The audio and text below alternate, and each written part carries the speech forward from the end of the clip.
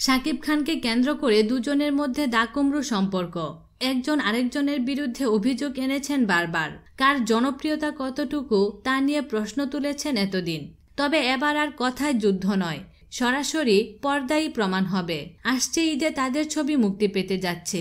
দুজনের বিপরীতে আছেন শাকিব খান, শাহাদাত হোসেন লিটনের অহংকারের নায়িকা বুবলি, আর বুলবুল বিশ্বাসের রাজনীতিতে আছেন অপু বিশ্বাস। ছবি দুটির প্রযোজকরা এর মধ্যে শুরু করেছেন প্রেক্ষাগৃহ বুকিং। খবর জেনে যোগাযোগ করা হয় অপু ও বুবলির সঙ্গে। নিজেদের ছবি নিয়ে দারুণ আশাবাদী তারা। অপু বলেন, মৌলিক গল্প নিয়ে তৈরি হয়েছে রাজনীতি। ছবিটি সেন্সর বোর্ডে প্রশংসিত হয়েছে। তাছাড়া অনেকদিন পর সাকিবের সঙ্গে আমার ছবি আসছে, দর্শকরা দেখার জন্য মুখিয়ে আছেন।